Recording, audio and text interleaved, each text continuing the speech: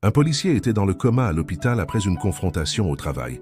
Son fidèle chien n'a pas quitté son côté, même pas une seconde. Alors qu'il n'y avait plus d'espoir, le chien a remarqué quelque chose d'étrange. Une tragédie a été évitée grâce au meilleur ami de l'homme. Avant d'entendre cette histoire émouvante, n'oubliez pas de vous abonner à la chaîne. Avant d'écouter cette histoire émouvante, n'oubliez pas de vous abonner à la chaîne.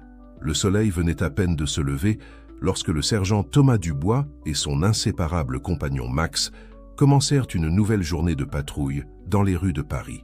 Le berger allemand, les yeux attentifs et la posture altière, occupait le siège passager de la voiture de police, toujours à l'affût du moindre mouvement suspect. Après 5 ans de partenariat, la synchronisation entre les deux était presque surnaturelle. Un simple regard suffisait pour que l'un comprenne exactement ce que l'autre pensait. Thomas ajusta le rétroviseur, observant brièvement son reflet. Les cheveux grisonnants sur ses tempes trahissaient ses 42 ans, mais sa forme physique restait impeccable, résultat d'années de discipline et de dévouement. À ses côtés, Max remua la queue, impatient de commencer une nouvelle journée de travail. « Du calme, mon vieux », sourit Thomas en caressant les oreilles du chien. La journée ne fait que commencer. La routine de ce jeudi matin semblait normale, avec le trafic typique de l'heure et des gens pressés marchant sur les trottoirs. Thomas et Max effectuaient leur ronde habituelle dans le quartier lorsque la radio de la voiture grésilla avec un message urgent. Il y avait un incident en cours dans le centre-ville. « À toutes les unités, attention ! Véhicule suspect à grande vitesse sur les Champs-Élysées, en direction de la Concorde. Voiture noire modèle SUV, plaque partiellement identifiée commençant par AB. Suspect potentiellement armé. » Thomas échangea un regard rapide avec Max, qui était déjà en position d'alerte, les oreilles dressées captant chaque mot du communiqué. D'un geste précis, le policier alluma la sirène et accéléra en direction du lieu indiqué. La poursuite qui s'ensuivit fut intense. Le véhicule suspect serpentait dans la circulation avec habileté, mettant en danger les autres conducteurs et les piétons. Thomas, fort de ses années d'expérience, gardait son calme tout en coordonnant ses mouvements avec les autres voitures de patrouille qui se joignaient à la poursuite. Max restait concentré, ses instincts aiguisés percevant chaque changement de la situation. Le lien entre le policier et le chien, forgé au cours d'innombrables opérations antérieures, se révélait une fois de plus crucial. Lorsque le véhicule suspect fit un virage serré pour s'engager dans une rue moins fréquentée, Thomas sut que c'était le moment d'agir. « On se rapproche, mon vieux », murmura Thomas, les yeux rivés sur la voiture devant lui. Max répondit par un aboiement bas, comprenant la tension dans l'air. La poursuite les mena jusqu'à un ensemble d'entrepôts abandonnés dans la zone industrielle. L'endroit, avec ses bâtiments délabrés et ses rues désertes, semblait tout droit sorti d'un film d'action. Thomas savait qu'il devait être extrêmement prudent, de tels lieux étaient parfaits pour des embuscades. Suivant le protocole, il demanda des renforts par radio tout en maintenant une distance de sécurité avec le véhicule suspect. Max était plus agité maintenant, son comportement indiquant que quelque chose n'allait pas. Des années de travail en commun avaient appris à Thomas à faire confiance aux instincts de son partenaire canin. « Qu'est-ce que tu sens, mon ami ?» chuchota Thomas, observant attentivement les alentours tout en ralentissant. Le ciel, auparavant clair, commençait à se couvrir de nuages sombres, annonçant un orage. L'ambiance tendue devenait encore plus chargée avec le changement climatique. Thomas pouvait sentir les gouttes de sueur couler sur son front, tandis qu'il manœuvrait la voiture dans les couloirs formés par les entrepôts abandonnés. Soudain, le véhicule suspect freina brusquement devant l'un des plus grands entrepôts. Les portes s'ouvrirent et 4 hommes sautèrent, courant dans des directions différentes. Max aboya avec urgence, ses muscles tendus prêts à l'action. Centrale, les suspects se sont dispersés dans le complexe d'entrepôts de la rue industrielle, numéro 1500. « Je demande un soutien immédiat », communiqua Thomas par radio tout en se préparant à sortir du véhicule. D'un ordre précis, Thomas libéra Max, qui bondit de la voiture avec l'agilité d'un athlète olympique. Le chien savait exactement quoi faire. Des années d'entraînement et d'expérience sur le terrain avaient créé une synchronisation parfaite entre les partenaires. Thomas suivit son fidèle compagnon, restant attentif aux moindres mouvements.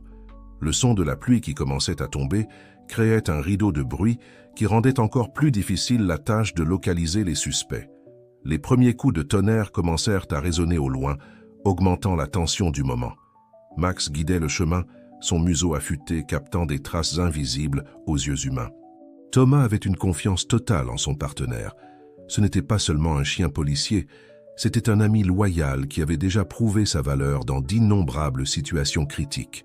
La pluie augmentait progressivement, transformant le sol en béton en une surface glissante. Les ombres des entrepôts semblaient en prendre vie avec les éclairs occasionnels qui déchiraient le ciel.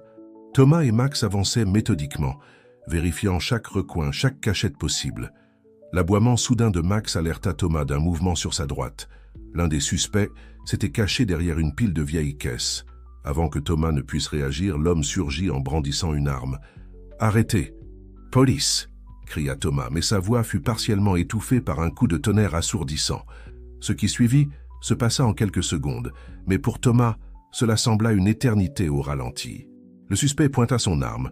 Max bondit dans sa direction, et le son des coups de feu résonna dans l'entrepôt abandonné, se mêlant aux coups de tonnerre de l'orage qui tombait maintenant de toute sa force. La dernière chose que Thomas enregistra fut l'aboiement désespéré de Max et le son des sirènes des voitures de renfort qui s'approchaient au loin. Après cela, tout devint noir. L'hôpital Sainte-Marie était en effervescence cet après-midi pluvieux. Infirmières et médecins couraient dans les couloirs blancs et aseptisés, tandis que Max, trempé et agité, essayait à tout prix de suivre le brancard où son maître était transporté. Le docteur Sophie Lambert, chef de l'équipe de traumatologie, dirigeait les actions avec une précision chirurgicale. Patient masculin, 42 ans, blessé lors d'un affrontement. Pression instable, nécessite une intervention chirurgicale immédiate. Sa voix résonnait dans les couloirs tandis que l'équipe se dirigeait vers le bloc opératoire. Max aboyait avec insistance, résistant aux agents de sécurité qui tentaient de le retenir. Il fallut l'intervention de Marie, l'infirmière vétéran de l'hôpital, pour calmer l'animal. Elle connaissait bien le duo. Thomas et Max étaient célèbres à l'hôpital pour leurs visites régulières dans le service pédiatrique, où ils apportaient du réconfort aux enfants hospitalisés. « Calme-toi, Max », chuchota Marie, s'agenouillant à côté du chien. « On va bien s'occuper de lui, je te le promets. » Dans les heures qui suivirent, Max resta assis devant la porte du bloc opératoire, refusant de partir même lorsque d'autres policiers essayèrent de l'emmener. Ses yeux ambrés fixés sur la porte battante, les oreilles attentives à chaque mouvement, chaque son. Dans la salle d'attente, le capitaine Pierre Mercier, supérieur et ami proche de Thomas, faisait les 100 pas. Il connaissait l'histoire du duo depuis le début, lorsque Thomas, encore en train de se remettre d'un divorce difficile, avait décidé d'adopter Max au chenil de la police. Le chien, alors un chiot rejeté car considéré comme problématique, avait trouvé en Thomas non seulement un entraîneur, mais un véritable compagnon. Ces deux-là sont plus que des partenaires, commenta Pierre à Marie qui apportait de l'eau à Max. Ils sont une famille. L'opération se prolongea pendant des heures interminables. À l'extérieur, l'orage continuait, comme si le ciel lui-même partageait l'angoisse qui régnait dans les couloirs de l'hôpital. Max restait immobile, son pelage encore humide, refusant la nourriture et n'acceptant que de l'eau occasionnellement. Enfin, après presque 6 heures d'intervention, le docteur Lambert émergea du bloc opératoire. Son visage était grave, et ses paroles tombèrent comme un poids sur tous les présents. « Nous avons fait tout ce qui était en notre pouvoir », commença-t-elle, retirant sa charlotte chirurgicale. « Mais l'état est extrêmement délicat. Les prochaines 48 heures seront cruciales. » Thomas fut transféré en soins intensifs, où machines et moniteurs prirent en charge le maintien de ses fonctions vitales. Contre tous les protocoles hospitaliers, mais reconnaissant la situation exceptionnelle, le docteur Lambert autorisa Max à rester dans le couloir de l'unité. Les jours qui suivirent furent une montagne russe d'émotions. Par moments, les signes vitaux de Thomas montraient une amélioration, apportant de l'espoir à tous. À d'autres moments, des alarmes retentissaient et des équipes médicales accouraient pour le stabiliser. Max restait là, sentinelle infatigable, réagissant à chaque changement dans l'état de son maître par des aboiements ou des gémissements bas. Marie, qui faisait le service de nuit, développa une routine spéciale avec Max. Pendant ses pauses, elle s'asseyait à côté de lui, racontant des histoires sur d'autres patients qui s'étaient remis de situations tout aussi critiques. Le chien l'écoutait attentivement, comme s'il comprenait chaque mot. Le 3e jour, quelque chose changea.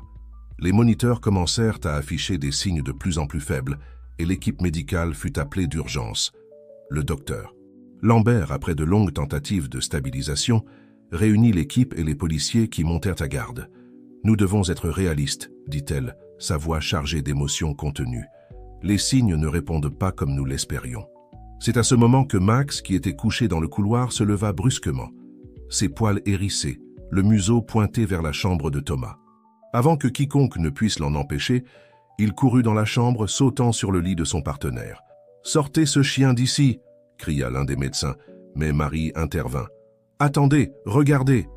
Max avait le museau près du visage de Thomas, aboyant d'une manière différente, plus urgente, ses yeux fixés sur le visage de son partenaire, comme s'il essayait de communiquer quelque chose que lui seul pouvait percevoir. Le docteur Lambert, intrigué par le comportement de l'animal, s'approcha du lit. C'est alors qu'elle remarqua un léger mouvement des doigts de Thomas, presque imperceptible aux yeux humains, mais que Max, avec ses sens aiguisés, avait capté. « Mon Dieu !» s'exclama-t-elle, se précipitant pour vérifier les signes vitaux. « Il réagit. Nous avons besoin d'une nouvelle batterie d'examen, maintenant. » L'ambiance dans la chambre se transforma instantanément. L'équipe médicale se mobilisa rapidement, tandis que Max, toujours à côté du lit, remuait légèrement la queue, ses yeux ne quittant jamais le visage de son maître. Marie, observant la scène depuis la porte, ne put retenir ses larmes. En 30 ans d'infirmerie, elle avait assisté à divers moments extraordinaires, mais celui-ci était spécial. C'était la preuve vivante du pouvoir du lien entre un homme et son chien, une connexion qui transcendait la compréhension humaine. « Tu le savais depuis le début, n'est-ce pas, mon grand ?» chuchota-t-elle à Max, qui répondit par un aboiement doux, comme pour confirmer ses paroles. La chambre 507 des soins intensifs devint l'épicentre d'un phénomène que les médecins de l'hôpital Sainte-Marie essayaient encore de comprendre. Après l'épisode où Max avait détecté les premiers signes de rétablissement de Thomas, une série d'événements extraordinaires commença à se dérouler. Le docteur Lambert, intrigué par la sensibilité démontrée par le chien, décida de faire quelque chose sans précédent. Elle inclut Max comme partie intégrante du processus de récupération. Avec l'autorisation de la direction de l'hôpital, elle établit des horaires spécifiques où le chien pouvait rester aux côtés de son maître, toujours sous la supervision de Marie. C'est incroyable comme ces signes vitaux se stabilisent en présence de Max, commenta le docteur Lambert, analysant les graphiques de surveillance. C'est comme s'il y avait une communication silencieuse entre eux. Marie, qui coordonnait maintenant les tours canins, comme elle avait affectueusement surnommé les visites de Max, observait émerveillée l'interaction entre l'animal et son maître inconscient. Le chien développa un comportement presque rituel. Il arrivait, posait délicatement sa tête près de la main de Thomas et restait ainsi complètement immobile pendant de longues périodes. « Vous savez, » dit Marie au docteur Lambert lors d'un changement de garde, « on dit que les chiens peuvent sentir des choses que nous, les humains, ne pouvons pas percevoir. Peut-être que Max fait plus pour Thomas que nous ne l'imaginons. » La nouvelle du chien qui refusait d'abandonner son maître commença à circuler dans l'hôpital. D'autres patients et leurs familles s'arrêtèrent souvent à la porte de la chambre 507 pour observer cette démonstration unique de loyauté. Les enfants du service pédiatrique, qui connaissaient déjà Max grâce à ses visites précédentes, en voyant des dessins que Marie accrochait au mur de la chambre. C'est lors d'un après-midi particulièrement mouvementé que quelque chose d'extraordinaire se produisit. Marie était en train de changer les draps de Thomas, avec Max à son poste habituel à côté du lit, quand elle remarqua un mouvement différent. Les doigts de Thomas, qui auparavant ne présentaient que des spasmes occasionnels, commencèrent à bouger de manière plus coordonnée. « Docteur Lambert !» appela Marie, sa voix tremblant d'émotion. « Venez vite !» Max, qui était déjà agité depuis quelques minutes, commença à aboyer doucement, sa queue remuant avec une intensité qu'il n'avait pas montrée depuis des jours. Le docteur Lambert arriva à temps pour voir Thomas ouvrir les yeux pour la première fois en 2 semaines. « Où est Max ?» furent ses premiers mots, encore faibles et entrecoupés. Le chien, en entendant la voix de son maître, ne put se contenir. D'un bond précis, il se positionna à côté de Thomas sur le lit, léchant son visage tout en gémissant de joie. La scène émut même les médecins les plus expérimentés présents dans la chambre. « Doucement, mon vieux », chuchota Thomas, sa voix rauque à cause du temps d'intubation. « Tu m'as manqué aussi. » Les jours suivants furent marqués par des progrès constants. La présence de Max devint encore plus fondamentale, non seulement comme gardien, mais aussi comme motivateur. Thomas, déterminé à se rétablir, trouvait des forces supplémentaires quand son partenaire était à proximité. C'est impressionnant, commenta le kinésithérapeute pendant une séance de rééducation. Quand Max est présent, Thomas arrive à faire beaucoup plus d'efforts dans les exercices. La routine de la chambre 507 prit une nouvelle vie. Les visites, autrefois silencieuses et tendues, se transformèrent en moments d'espoir et même de rire. Le capitaine Pierre apparaissait régulièrement, apportant des nouvelles du service et des histoires pour distraire son ami. « Tu ne vas pas le croire, dit Pierre lors d'une de ses visites, mais Max est devenu une célébrité au commissariat. Même le colonel envisage de mettre en place un programme spécial de formation basé sur le lien entre les policiers et leurs chiens. » Thomas souriait, fier de son partenaire. Pendant les longues nuits de récupération, alors qu'il observait Max dormant à côté de son lit, privilège spécial accordé par le docteur Lambert, il réfléchissait aux liens invisibles qui les unissaient. Marie, qui continuait à superviser les visites, même après que Thomas ait repris conscience, les trouvait souvent en train de converser. Oui, converser. Thomas parlait et Max répondait par différents types d'aboiements et d'expressions, dans une communication qui semblait avoir un sens total pour les deux. « Vous savez, Marie, dit Thomas un soir, alors qu'elle vérifiait ses signes vitaux. Pendant tout le temps où j'étais inconscient, je pouvais sentir Max près de moi. C'était comme s'il était une encre me maintenant connectée à ce monde. » L'infirmière sourit, ajustant la perfusion. « Je n'en doute pas du tout. Ce chien n'a pas quitté l'hôpital un seul jour. Je pense qu'il comprend mieux l'amour et la loyauté que beaucoup de gens. » Le rétablissement de Thomas progressait de manière constante, dépassant toutes les attentes médicales. Le docteur Lambert, dans ses notes, prit soin d'enregistrer le rôle fondamental que Max avait joué dans le processus, établissant un précédent pour de futurs cas où la présence d'animaux de compagnie pourrait bénéficier au rétablissement des patients. Le printemps arrivait à Paris, apportant avec lui une brise rénovatrice qui semblait parfaitement correspondre à la phase de récupération de Thomas. Après 6 semaines d'hospitalisation, il reçut enfin son congé de l'hôpital, mais le chemin vers un rétablissement complet serait encore long et difficile. L'appartement de Thomas, un modeste 3 pièces dans le quartier du Marais, fut adapté pour accueillir le policier dans sa nouvelle condition. Julie, sa sœur cadette, emménagea temporairement pour aider à la récupération, transformant le bureau en sa chambre provisoire.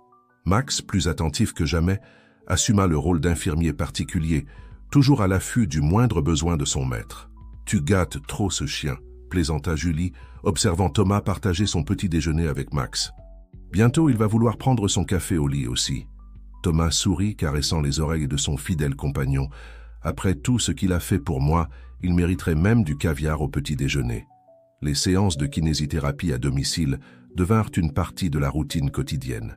Emma, la kinésithérapeute désignée par l'hôpital, fut impressionnée par la participation active de Max pendant les exercices. Le chien semblait parfaitement comprendre quand Thomas avait besoin d'un encouragement supplémentaire, se positionnant stratégiquement pour servir de soutien ou de motivation. « En 15 ans de carrière, » commenta Emma pendant une séance, « je n'ai jamais vu un duo aussi synchronisé. C'est comme si Max savait exactement ce dont vous avez besoin et quand vous en avez besoin. » Les exercices, bien que difficiles, étaient fondamentaux pour que Thomas retrouve sa mobilité totale. Max se transforma en un coach canin personnel, encourageant son maître à marcher un peu plus chaque jour dans les couloirs de l'immeuble. Les voisins, qui connaissaient déjà l'histoire du duo à travers les informations locales, s'arrêtaient toujours pour un mot d'encouragement. « Regardez qui devient de plus en plus fort chaque jour », s'exclamait Madame Dubois, la sympathique dame du 302, tous les matins quand elle les rencontrait dans l'ascenseur. « Et toi, Max, tu continues d'être le meilleur infirmier de l'immeuble. » Les visites régulières à l'hôpital Sainte-Marie pour le suivi médical se transformèrent en véritables événements. Max, qui était déjà considéré comme la mascotte honoraire de l'établissement, était accueilli avec enthousiasme, en particulier dans le service pédiatrique. Le docteur Lambert, percevant l'impact positif que le duo avait sur les patients, suggéra que, une fois Thomas complètement rétabli, il participe au programme de visite aux patients. « Vous avez un don spécial », expliqua-t-elle lors d'une consultation. « Votre histoire inspire l'espoir, et c'est un remède puissant. » Le soir, quand l'appartement s'apaisait et que Julie s'était déjà retirée, Thomas et Max partageaient des moments de réflexion sur le balcon.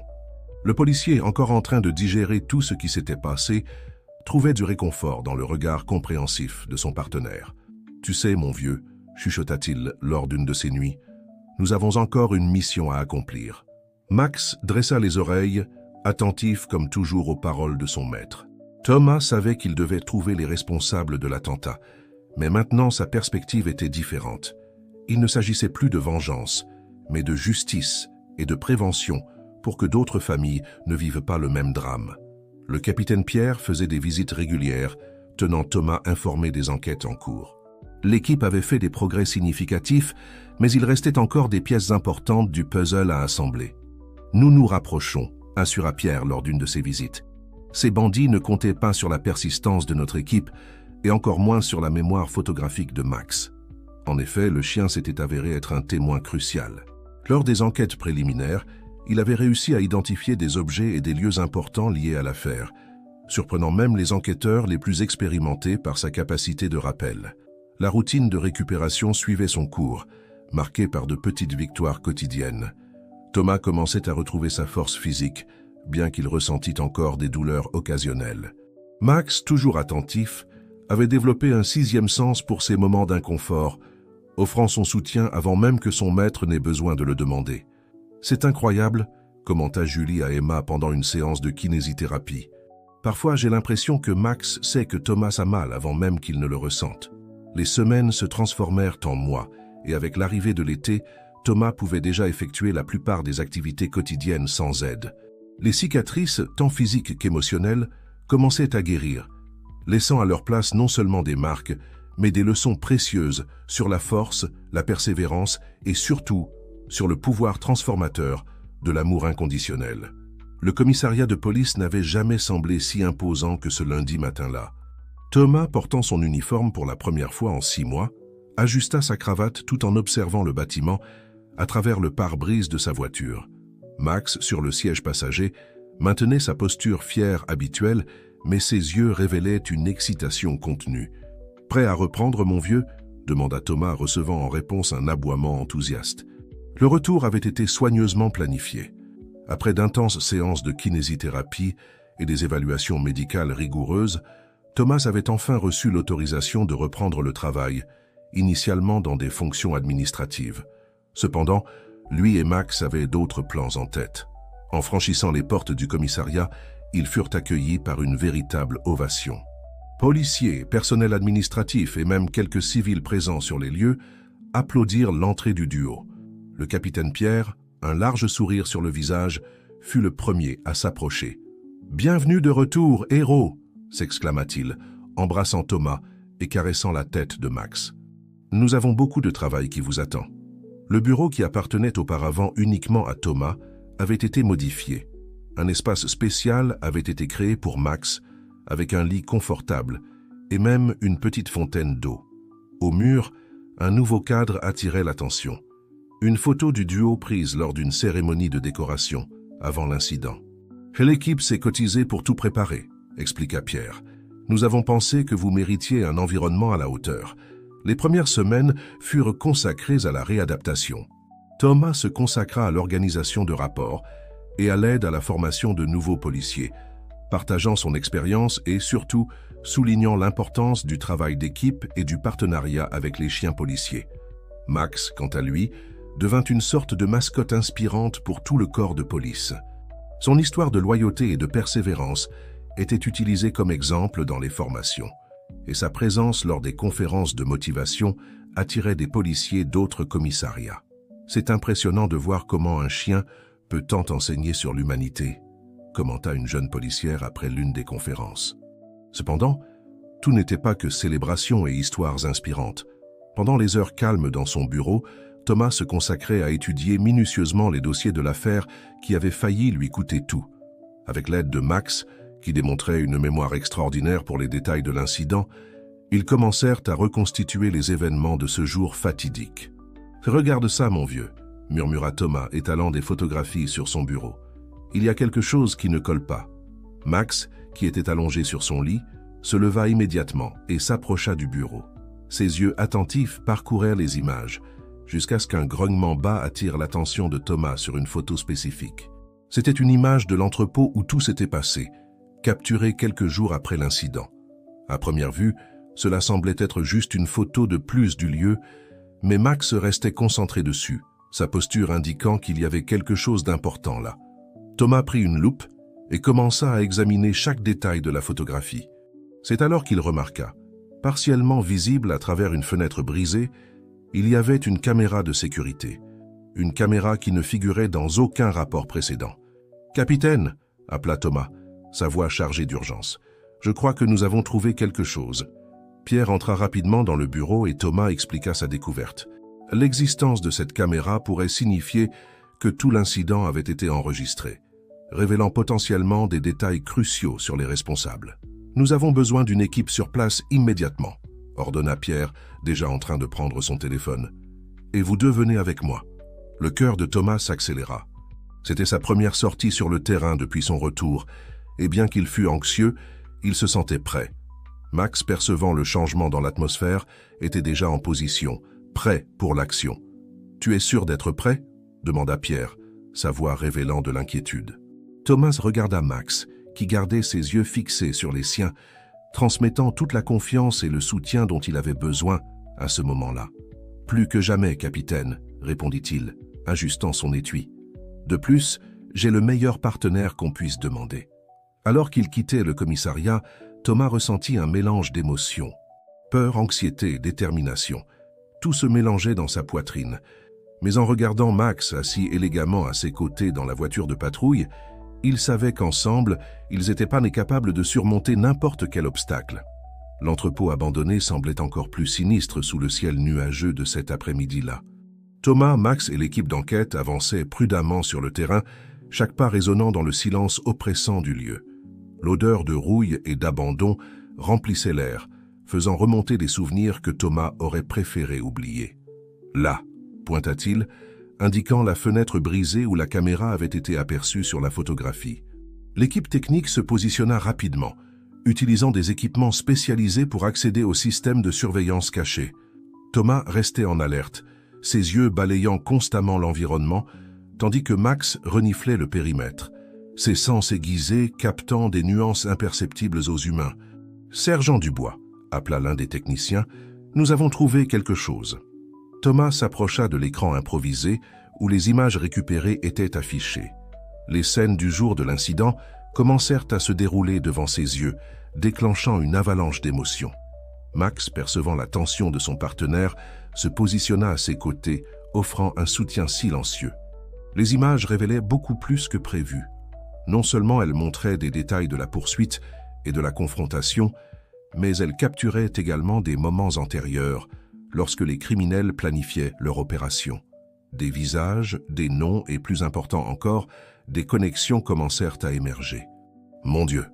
murmura le capitaine Pierre qui était arrivé quelques instants plus tôt. « Cela va bien au-delà de ce que nous imaginions. » Au fur et à mesure qu'ils avançaient dans l'analyse des images, une toile complexe de corruption et de crimes organisés commença à se dessiner. Des politiciens influents, des hommes d'affaires éminents et à la surprise de tous, même certains noms au sein de la police étaient impliqués. Thomas sentit un nœud dans l'estomac. La découverte était monumentale, mais aussi dangereuse. Ils avaient affaire à des personnes puissantes, capables de tout pour garder leurs secrets cachés. « Nous devons agir avec une extrême prudence », avertit Pierre, son expression grave. « C'est plus grand que nous tous. » Dans les jours qui suivirent, Thomas et Max travaillèrent sans relâche, aidant à déchiffrer chaque détail des preuves collectées. L'appartement de Thomas se transforma en un centre d'opérations improvisé, avec des cartes, des photos et des documents couvrant chaque surface disponible. Julie, inquiète de l'intensité avec laquelle son frère se consacrait à l'affaire, essayait de s'assurer qu'il se repose et s'alimente correctement. « Thomas, tu dois prendre soin de toi. Ça ne sert à rien de tout résoudre si tu finis par retourner à l'hôpital. » Mais Thomas était déterminé. Chaque pièce du puzzle qu'il assemblait le rapprochait non seulement de la justice, mais aussi des réponses aux questions qui le tourmentaient depuis l'incident. Ce fut lors d'une de ces longues nuits d'enquête que Max, qui avait été agité pendant des heures, se leva soudainement, aboyant avec insistance vers l'une des photos éparpillées sur la table. « Qu'est-ce qu'il y a, mon vieux ?» demanda Thomas en s'approchant. L'attention de Max était fixée sur une image apparemment insignifiante. Le parking d'un restaurant de luxe, capturé par une caméra de sécurité à proximité de l'entrepôt. À première vue, rien ne semblait anormal, mais faisant confiance à l'instinct de son partenaire, Thomas examina la photo de plus près. C'est alors qu'il le vit. Partiellement caché par une voiture garée, il y avait un visage familier.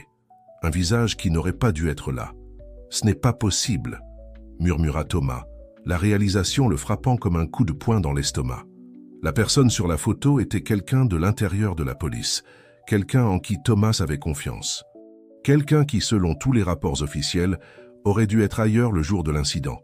Les mains tremblantes, Thomas prit son téléphone pour contacter le capitaine Pierre, mais il hésita. S'il y avait un traître si proche, en qui pouvait-il vraiment avoir confiance? Max, sentant l'angoisse de son maître, s'approcha et posa sa tête sur les genoux de Thomas. Ce simple geste apporta de la clarté au policier. Il avait un partenaire en qui il pouvait avoir une confiance inconditionnelle. « D'accord, Max, » dit Thomas, sa voix retrouvant sa détermination. « On va faire ça comme il faut. Ensemble. » Le lendemain matin marquerait le début d'une nouvelle phase dans l'enquête. Thomas savait que les défis à venir seraient immenses, qu'il affronterait non seulement des criminels, mais peut-être aussi certains de ses propres collègues. Alors que le soleil se levait, jetant ses premiers rayons sur la ville qu'ils avaient juré de protéger, Thomas et Max se préparaient à affronter ce qui pourrait être le plus grand défi de leur carrière. La vérité était à portée de main, et ils étaient déterminés à la mettre en lumière, quel qu'en soit le coût. La tension était palpable dans l'air de la salle de réunion des affaires internes de la police. Thomas, avec Max fidèlement à ses côtés, faisait face au visage sérieux des officiers supérieurs et des enquêteurs internes. Le capitaine Pierre, visiblement tendu mais déterminé, se tenait debout à côté de Thomas, prêt à présenter les preuves qu'ils avaient recueillies au cours des dernières semaines.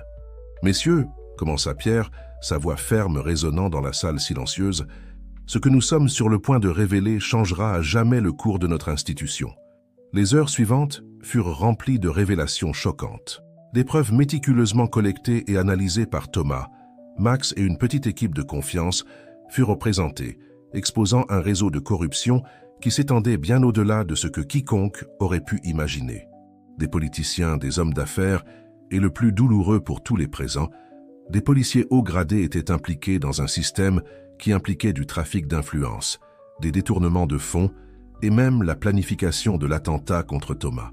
Au fur et à mesure que les preuves étaient représentées, Max restait en alerte, ses yeux attentifs captant chaque réaction dans la salle. Ce fut son comportement qui alerta Thomas d'un mouvement suspect. « Attention !» cria Thomas, au moment précis où l'un des officiers présents, se voyant acculé par les preuves, sortit une arme. Le chaos s'installa dans la salle. Des chaises furent renversées, des cris retentirent, mais par-dessus tout on entendit l'aboiement déterminé de Max. En une fraction de seconde, le chien se jeta sur l'agresseur, le faisant tomber et le désarmant avec une précision que seules des années d'entraînement et un partenariat inébranlable pouvaient procurer. « Bon travail, mon vieux », haleta Thomas, aidant à immobiliser l'officier corrompu. La situation sous contrôle, l'opération entra dans sa phase finale. Des mandats d'arrêt furent émis, et dans les heures qui suivirent, une série d'arrestations de haut niveau secoua la ville de Paris. Des journalistes s'agglutinaient devant le commissariat, avides d'informations sur ce qui était déjà appelé la plus grande opération anticorruption de l'histoire de la police parisienne. Au milieu de cette frénésie, Thomas trouva un moment de calme. Assis dans son bureau avec Max couché à ses pieds, il réfléchissait au chemin qui les avait amenés jusqu'ici. Les cicatrices sur son corps, rappel constant de l'attentat, semblaient moins douloureuses maintenant. Elles étaient un témoignage de sa résilience, de sa détermination à faire ce qui était juste, quel qu'en soit le coût personnel. « Tu sais, Max, » murmura-t-il en caressant les oreilles de son fidèle compagnon, « nous avons vraiment fait la différence. » Max leva la tête, ses yeux intelligents fixés sur ceux de Thomas, comme s'il comprenait parfaitement le poids de ce moment. Quelques jours plus tard, lors d'une cérémonie émouvante, Thomas et Max furent décorés pour leur bravoure et leur dévouement. L'amphithéâtre de l'École nationale de police était bondé, non seulement d'officiers et d'autorités, mais aussi de citoyens ordinaires venus rendre hommage au duo qui avait contribué à restaurer la confiance dans l'institution policière. Lorsque Thomas monta sur scène pour recevoir la médaille, avec Max marchant fièrement à ses côtés, l'ovation fut assourdissante. Des larmes d'émotion pouvaient être vues dans les yeux de nombreux présents, y compris Julie, qui regardait depuis le premier rang, son visage rayonnant de fierté. « Cette reconnaissance, » dit Thomas au micro, sa voix chargée d'émotion, « n'est pas seulement pour moi et pour Max, c'est pour tous ceux qui croient en la justice, qui luttent quotidiennement pour faire de ce monde un endroit meilleur. Et par-dessus tout, c'est un hommage au pouvoir du partenariat, de la loyauté et de l'amour inconditionnel. À la fin de la cérémonie, alors qu'il marchait hors de l'amphithéâtre sous une pluie d'applaudissements, Thomas s'abaissa pour être au niveau des yeux de Max. « Prêt pour notre prochaine mission, mon vieux ?» demanda-t-il en souriant. Max répondit par un aboiement enthousiaste, remuant la queue. Ensemble, ils quittèrent le bâtiment, prêts à affronter tous les défis que l'avenir pourrait leur réserver. Les mois qui suivirent l'opération anticorruption furent une période de transformation intense pour la police de Paris et pour la ville dans son ensemble. Thomas et Max, désormais reconnus comme des symboles d'intégrité et de courage, se trouvèrent au centre d'une révolution silencieuse qui balayait les institutions de sécurité publique. Le département de police, autrefois vu avec méfiance par une grande partie de la population, entama un processus de réforme interne sans précédent. La nouvelle chef de la police, nommée après la chute de plusieurs officiers corrompus, était une femme, la colonelle Claire Leroy, connue pour sa posture incorruptible et son engagement envers la transparence. « Nous sommes face à une opportunité unique », déclara Claire lors de sa première conférence de presse. « La chance de reconstruire la confiance entre la police et la communauté que nous avons juré de protéger. » Thomas fut invité à diriger un nouveau département, axé sur le renforcement des liens entre les policiers et leurs partenaires canins. Le programme, baptisé « Liens de loyauté », gagna rapidement une notoriété nationale, d'autres villes manifestant leur intérêt pour la mise en place d'initiatives similaires. Max, quant à lui, devint une célébrité locale. Ses visites dans les écoles et les hôpitaux étaient attendues avec grande impatience, en particulier par les enfants. Thomas observait avec fierté comment son partenaire canin avait un don naturel pour réconforter et inspirer, que ce soit un patient en convalescence ou un étudiant anxieux. Lors d'une de ses visites dans une école de banlieue, Thomas fut témoin d'une scène qui l'émut profondément. Une petite fille timide, dont les enseignants disaient qu'elle parlait à peine en classe, s'approcha de Max avec des yeux brillants d'admiration. « Je peux lui faire un câlin ?» demanda-t-elle, sa voix à peine un murmure. Thomas acquiesça, et la fillette entoura de ses bras le cou de Max qui répondit par une caresse douce. À ce moment-là, Thomas vit des larmes dans les yeux de l'enseignante qui observait la scène. « C'est la première fois que je la vois interagir ainsi », expliqua l'éducatrice. « Vous n'avez pas idée de la différence que vous faites. » Ces expériences renforçaient chez Thomas la certitude qu'ils étaient sur la bonne voie. Chaque sourire, chaque moment de connexion était une preuve du pouvoir transformateur qu'une approche plus humaine et compatissante de la sécurité publique pouvait avoir. Cependant, tout n'était pas rose. La résistance au changement était forte dans certains secteurs, et Thomas se trouvait souvent à naviguer dans des eaux troubles de la politique interne du département. Il y avait ceux qui voyaient les nouvelles initiatives comme un ramollissement de la force policière, arguant que des approches plus dures étaient nécessaires pour combattre le crime. Ce fut lors d'une de ces discussions animées que le capitaine Pierre, maintenant promu major, intervint avec une perspective qui fit taire les critiques. « Messieurs, regardez les chiffres. Depuis que nous avons mis en place les nouvelles politiques, les taux de criminalité ont chuté, la confiance de la population a augmenté et même le moral au sein de la police s'est amélioré. Ce n'est pas une coïncidence. Les données ne mentaient pas. En seulement 6 mois, il y avait eu une réduction significative des cas d'abus policiers, une augmentation des dénonciations de corruption faites par la population elle-même, un signe de confiance renouvelé, et une amélioration notable dans la résolution d'affaires complexes, grâce à une meilleure coopération entre la communauté et la police. Thomas, cependant, savait que le chemin à parcourir était encore long. Chaque victoire s'accompagnait de nouveaux défis, et l'ombre de la corruption, bien qu'affaiblie, planait toujours sur la ville. C'est un samedi après-midi, lors d'un rare moment de repos, que Thomas reçut un appel qui l'intrigua. C'était un numéro inconnu, et la voix à l'autre bout du fil était hésitante, presque craintive. « Sergent Dubois, je m'appelle Luc, j'ai des informations sur ce qui s'est réellement passé le jour de l'attentat contre vous. » Le cœur de Thomas s'accéléra. Même après des mois d'enquête et de nombreuses arrestations, il y avait encore des pièces du puzzle qui ne s'emboîtaient pas parfaitement. « Luc, où êtes-vous? Pouvons-nous nous rencontrer ?»« Ce n'est pas sûr, répondit la voix, la peur évidente dans chaque mot. « Ils sont toujours là, à observer. Mais je ne peux plus vivre avec ce poids. Vous devez connaître la vérité. Thomas regarda Max, qui dressa les oreilles, comme s'il sentait la tension dans l'air. Très bien, Luc.